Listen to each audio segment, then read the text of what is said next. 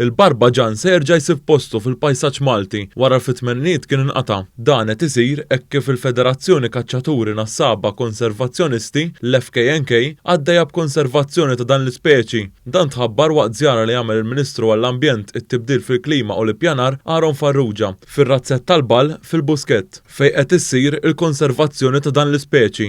L-uffiċjal tal-Federazzjoni Kaċċaturi Nassaba Konservazzjonisti, Lukas Mikallef, għal Mawa News li dan il-proċess ta' konservazzjoni isir permezz ta' monitoraġġ tal-kamras ġewwa l-Gufi li qegħdin fihom. Wara 40 ġurnata il-Barbaġan joħroġ ġo kaxxa apposta fejn ikun jista' jara l-madwar u mbagħad 15 wara il-Barbaġan jittajjar u jibda jesplora l-abitat ta' madwaru. Ftit wara meta l-uffiċjali tal-FKNK jibdew jaraw li l-Barbaġan huwa indipendenti u qabad jikkaċċja waħdu, hemmhekk jitwaqqaf il-monitoraġġ. Il-proċess li qed nużaw huwa wieħed li jintuża fil-falkunerija biex il-Barbaġan jitgħallem jikkaċċja waħdu salvaġġ.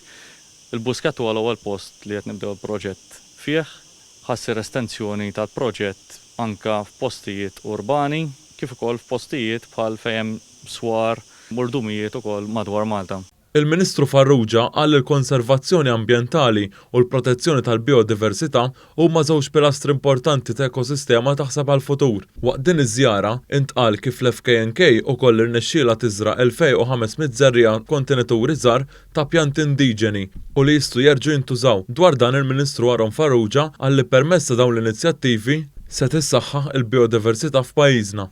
Qegħdin jaraw li jkabbru xtieli u siġar illi huma indiġeni għal pajjiżna. Jiġifieri illi flimkien ma' qdiet oħra ikabbru dawn is-siġar biex bekk dawn is-siġar indiġeni jinbidlu ma' oħrajn li mhumiex indiġeni allura jagħmlu ħsara il-pajsaġġ Malti Wawċi. Dan għajjejna biex il-biodiversità fil-pajjiż mhux biss insaħħuha imma nkomplu nissalvagwardjawha.